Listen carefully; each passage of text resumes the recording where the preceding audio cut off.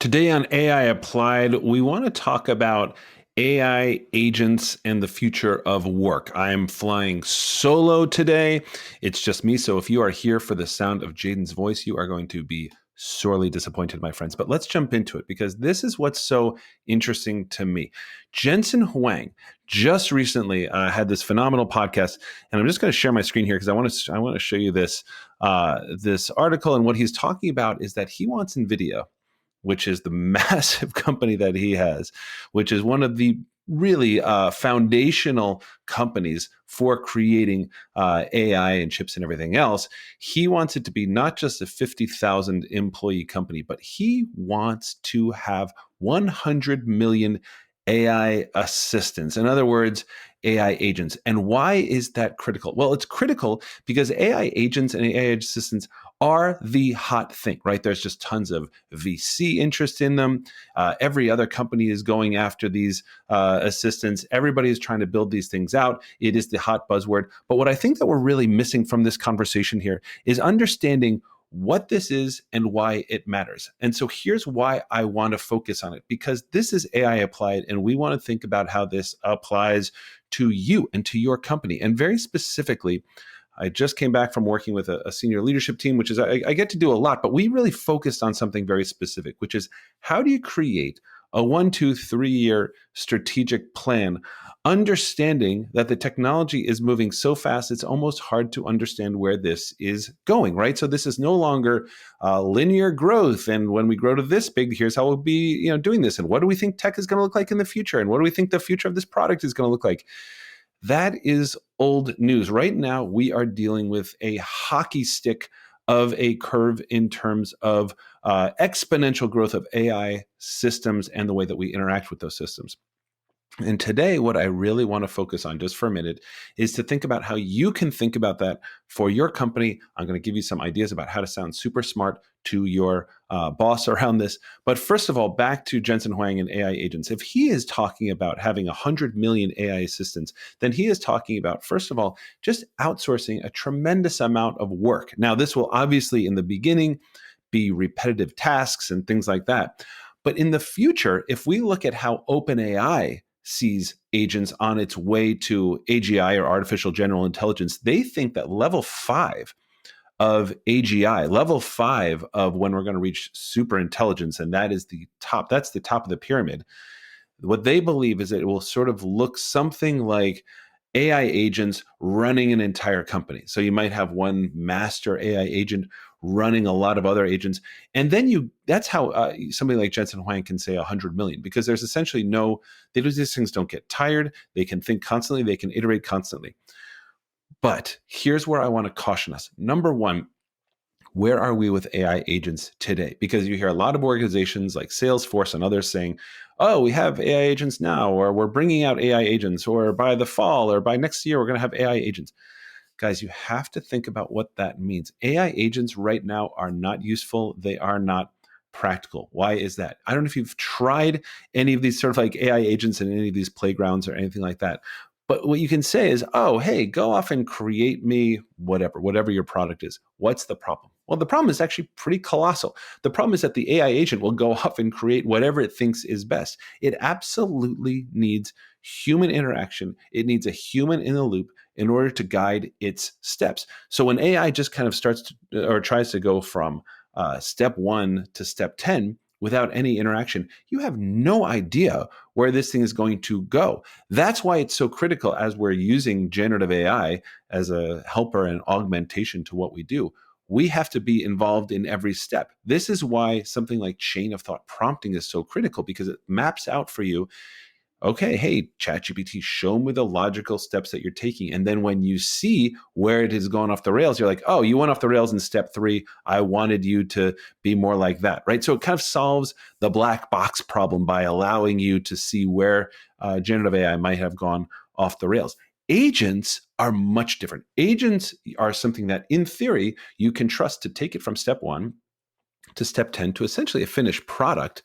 And you can trust that it understands your values, understands what you're trying to do as a product, understands your brand voice, understands all that sort of stuff that is going to essentially allow you to treat an AI agent as an employee. And we have even seen some of these slightly ridiculous stunts by companies saying, oh, well, now we have an employment contract with this AI agent. Guys, that is not where we are right now. But just because it's not where we are right now does not mean that you don't have to plan. Now, all of us in our work, if you work for basically any type of corporation and you are in any type of leadership role at all, you are going to have to do strategic planning. What is your company or your department or your product or whatever going to look like in 1 year, 2 years, and 3 years? Now, I urge you to think back about a year and a half ago to where we were and what we thought was possible. I also urge you that when we think about something like, when we try to get a sense of how fast this technology is moving, consider that OpenAI has recently released O1, which is its new reasoning model, which they think is a big enough deal that they say we've taken another step up the pyramid. And there's only 5 steps in this pyramid. We've taken another step up the pyramid. But consider that the sort of the common knowledge essentially is that this was already in development and coming close to reality almost a year ago. This was the thing that triggered Sam Altman's firing, this new sort of reasoning model. So whatever is they're cooking up at OpenAI, at Google, at X, at Anthropic, those things are already in the works. They're already at Meta. They're already playing with them in the laboratory right now. So don't think of this as science fiction. This is here right now. Okay, so what does that mean for you? How can you walk into your boss's office? How can you walk into the next strategy meeting and sound smart about what AI agents are going to do? Well, number one, we have to think, how do we manage things now? This is what my big hot take on this.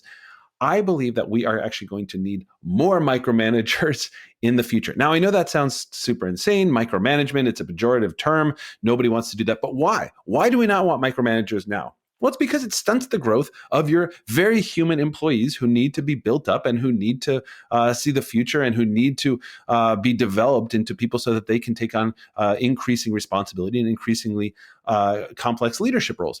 But that's not the case with AI agents. So what you're actually going to need are people who are detail oriented. They have to be critical thinkers because they have to understand how to guide AI agents, but they also have to be in the weeds. They have to understand with AI agents, it's going to be extremely iterative. They have to get involved in AI agents' business. Now, again, lest we think, oh, well, this is way off in the future, consider that we are probably already seeing behind closed doors at OpenAI, probably seeing these things that essentially work. And Jensen Huang's talking about 100 million of them. So what can you do with AI agents right now? Pretty much nothing. Do not think you are behind. In AI Applied, we always try to emphasize where you should be on this curve. And a lot of times we'll think, well, I should be doing more with this. No, you shouldn't. Not with AI agents. But when you are sitting in that strategy meeting and you're thinking, where are we going to be in 1 year, 2 years, and 3 years? You have to start looking at which elements of your company are going to start being automated. So call centers, that is right up top. Now, I'm not advocating for that. I'm just saying that is where we are going because AI agents are going to probably be able to handle that fairly well. Voice function is outstanding. Latency is very low, and it can pull from a huge base of knowledge when you are calling up these companies and calling call centers. That's number one. Number two, just low-level things where you're sort of having people doing admin roles, things like that. That more and more will probably be agentive. The third thing, and this is because I was just working with I'll just say a travel-oriented company. They're talking about companies like Kayak, Expedia, places like that, where all these AI agents will now be able to take everything you want on your trip to the Caribbean and be able to do all that for you. So where is the role for something like Expedia? Where is the role for something like Kayak? I got to be honest, I don't know. I'm not in that field, but it makes me very nervous if I was working for one of those companies, because the more that we see 2 years out, and that's where we're planning here, that's where we're planning 2-3 years out, those things are going to be automated more and more. So when we think about the 2 and 3 year strategy out, I want you to be saying to your boss, listen, we have to start thinking about what roles are going to be essentially going away, what roles are going to be changing, and what kind of people we need in the door to not be managing just people, but to be managing things like AI agents and AI assistants. So the moral of the story today is that, first of all, these things are very real. They're coming very, very fast. And also, there's nothing really you need to be doing with them right now, but you do absolutely need to be planning for them. Here's the last thing I'll say. There's no consensus on this. There's no consensus on how fast these things are going to come. There's no consensus on how smart these things are going to be. When we talk about like what Sam Altman and Dario Amodei, who runs Anthropic, and other people who are, either AI optimists or AI doomers, it doesn't matter. They share the same trait, which is they think that AGI, superintelligence, all this stuff is just around the corner. However, we have our Jan LeCuns over at my place, NYU, who are saying AI is no smarter than a house cat. This is stupid. It's not actually going to be that powerful. And others saying that. So where does that leave us? That leaves us with having to understand that there is a broad range of feeling about where these things are going to go. But no matter what, you have to introduce this into the conversation, especially when you're talking about long-term strategy. This is not linear. Your company is going to look much, much different in 1 year, 2 years, and 3 years. And AI agents are going to play a huge role. Okay, so thanks for listening today. We always love having you. We will have Jaden right back very shortly, I promise. But most importantly, guys, I have a big favor to ask. If you are willing to leave a rating and review, I cannot tell you how important these things are to us personally. I am a human. Jaden is a human. We love reading these reviews. We jump for joy every time a new one shows up. It's super exciting. Thank you for listening. Thank you for considering leaving a review, and we will see you next time.